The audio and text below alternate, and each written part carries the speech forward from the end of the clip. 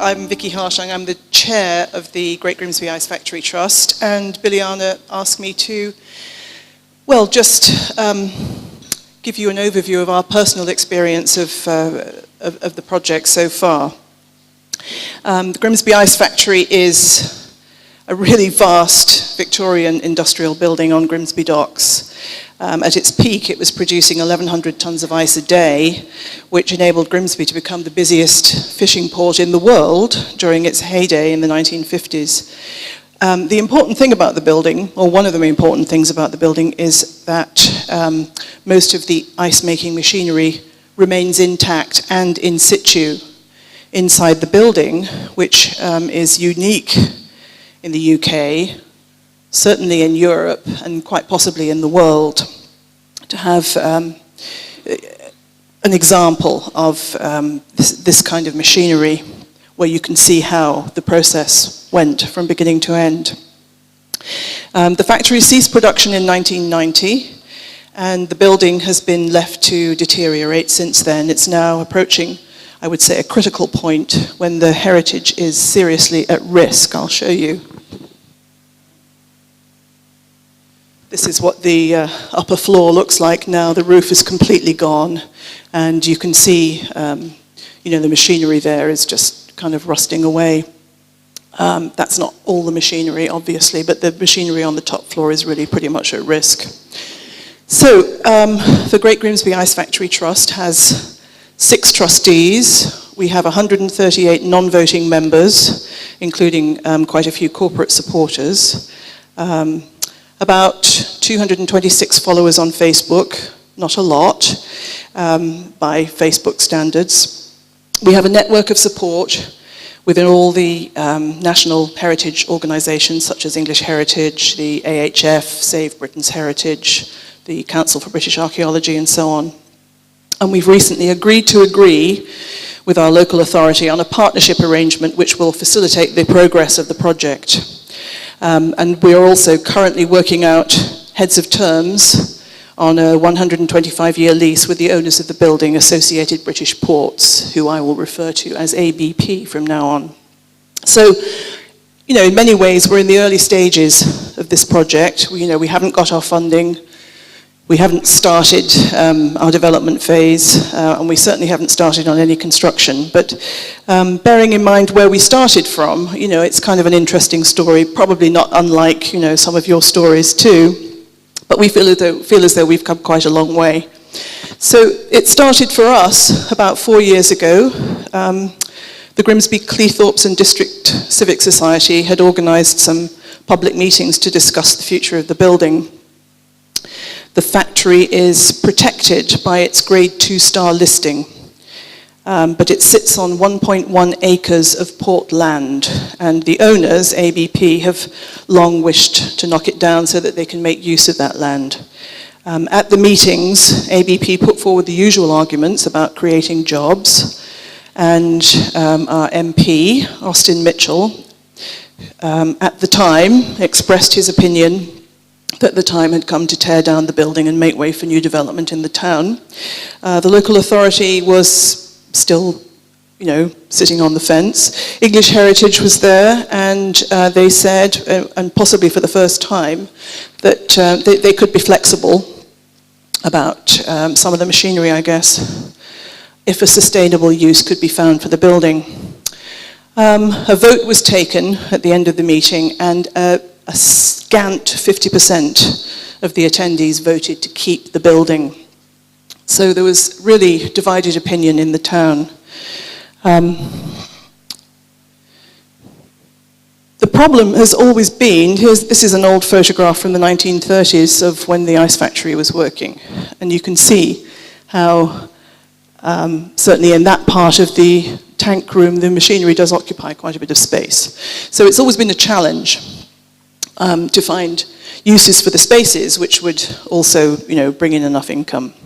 But we thought, our little group, that we had the answer. We had a vision for a world-class art gallery, which would be the center of the development, and which would pull in visitors from outside the region and contribute to the regeneration of the surrounding area. The East Marsh, which is where where the docks are, was once the thriving hub of commercial activity in the town. Freeman Street, I recently learned, was the most profitable shopping street in Europe, and now it's the second most deprived ward in the country. So there's been a huge downturn for that part of the town, and for the region in general, I think.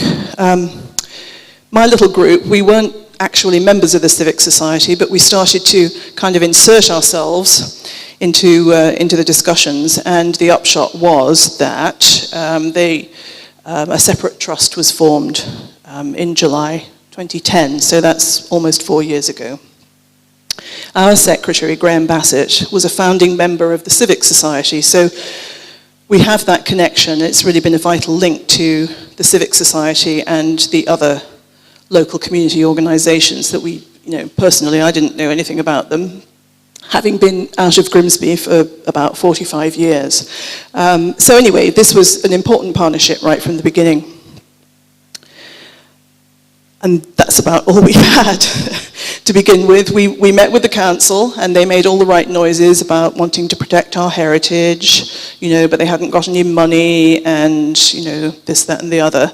And they were secretly working on getting some reports done that would support their application to have the building demolished. We met with the owners, and they were also prepared to go through all the motions of allowing people to try to find a use for the building, but as they're obliged to do because they're responsible for a listed building. But they were pretty dismissive of anything that people had in the past come up with, and I think they were anticipating a favourable result for them from these reports.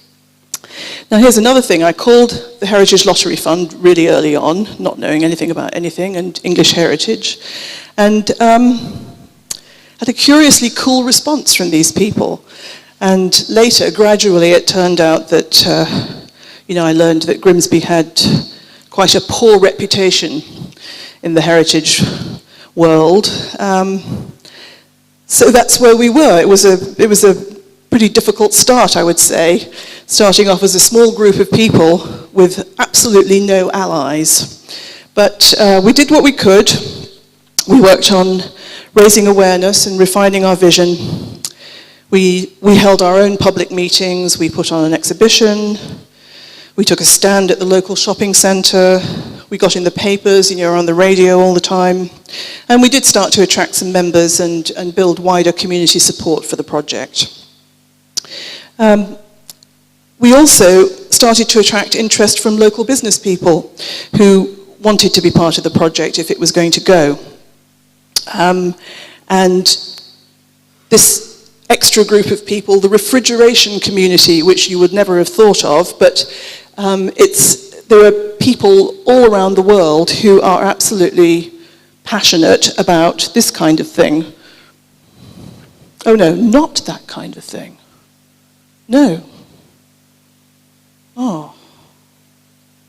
That kind of thing. These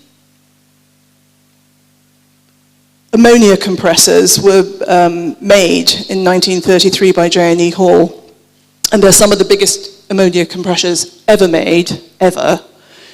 They're not the biggest, but they are the only ones that remain in situ in an ice factory. And this is the kind of thing that people are really, really excited about.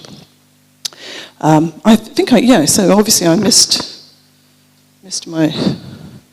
Yeah, there's a picture of once the most successful shopping street in Europe.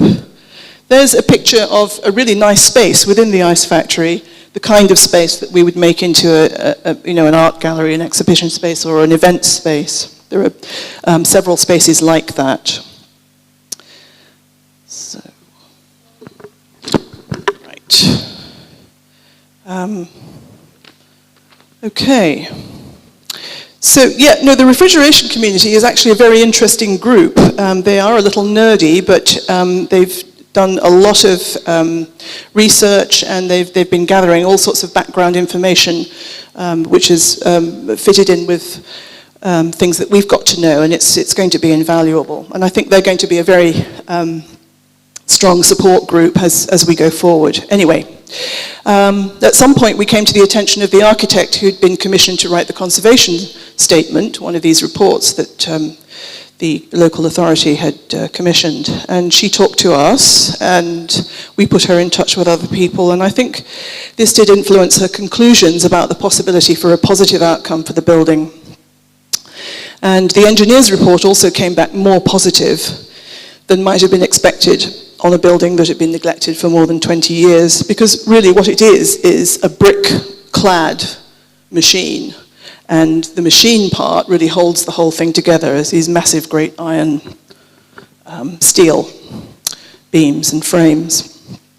It did take a little time to get these reports out of the local authority when they were finished, but they have been very useful to us since.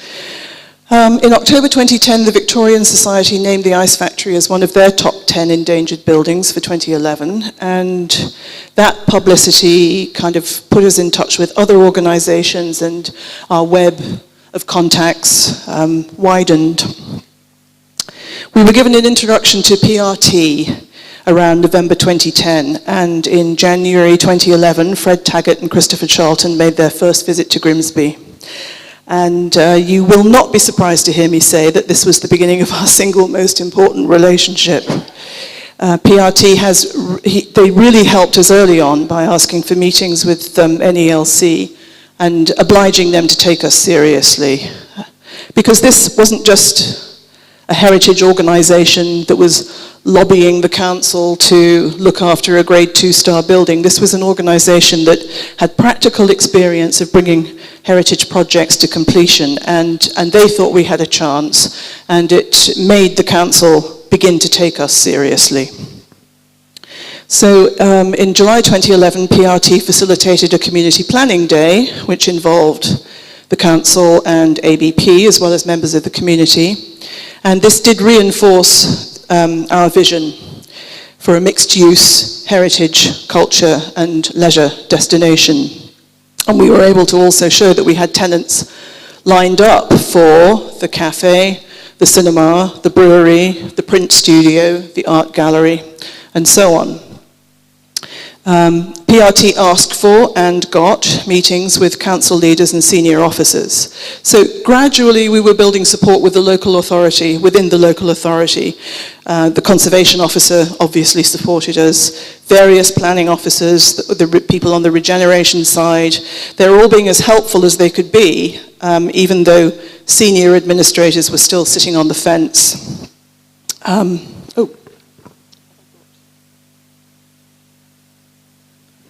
That's the community planning day.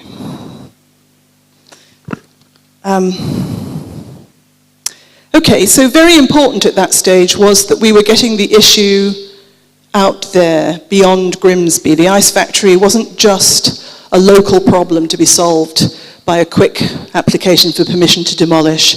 The people had to recognize that the building was of national importance, and eventually, as of October last year, they had to recognize that it was of international importance when the World Monuments Fund selected it for their 2014 watch.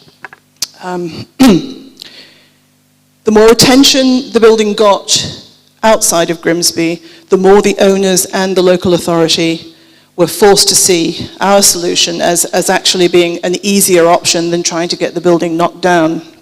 So we were kind of shifting the balance gradually.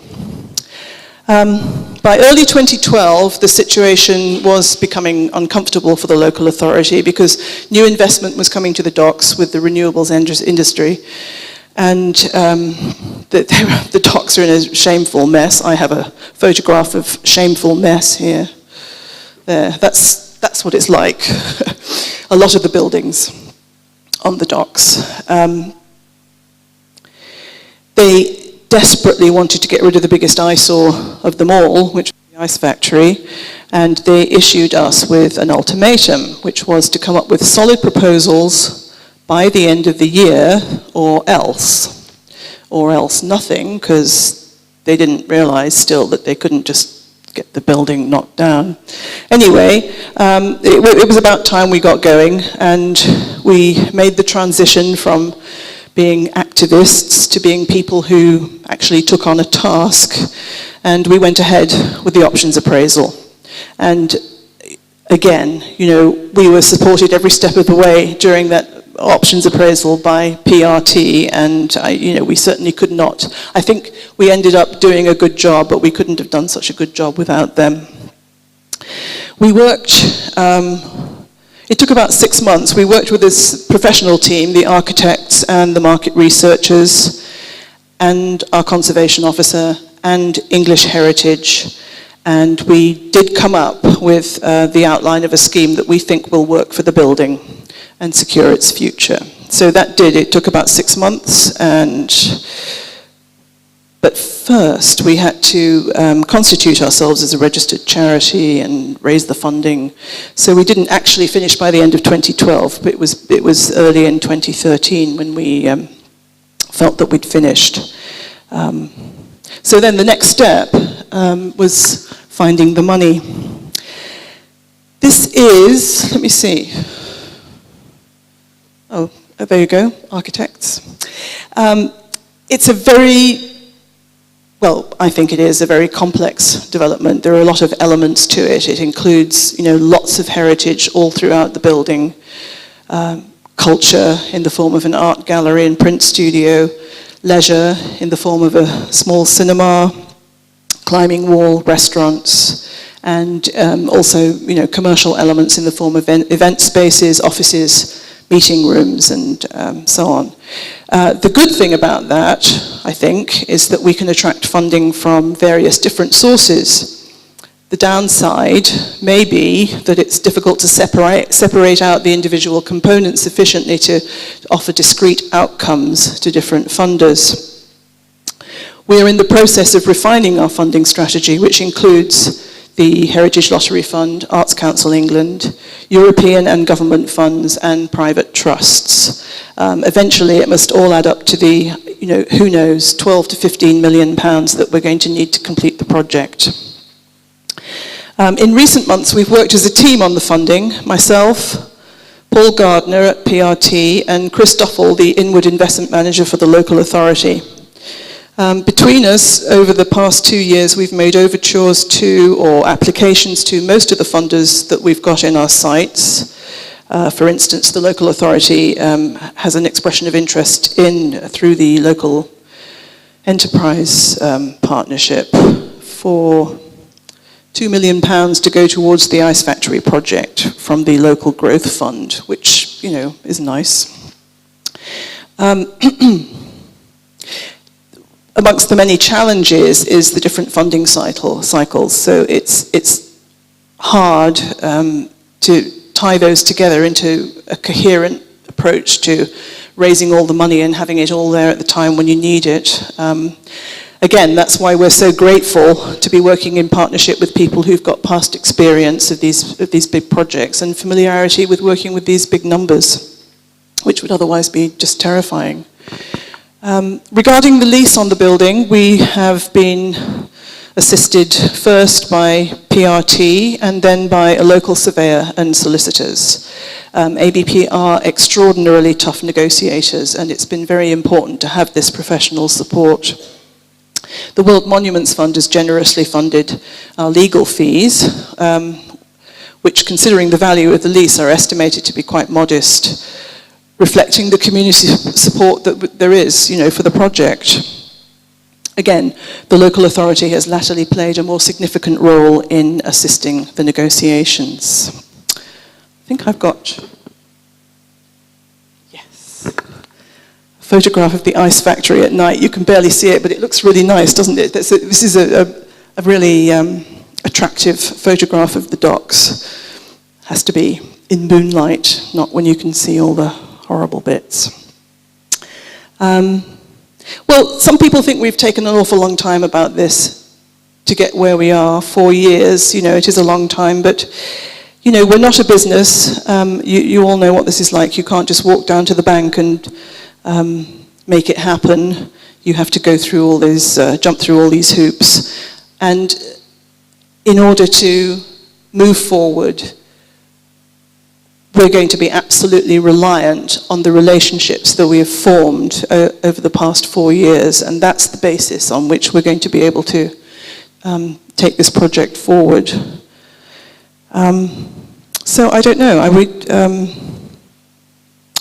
other than the time it all seems to be taking, we don't have any regrets. Our broad strategy seems to have paid off.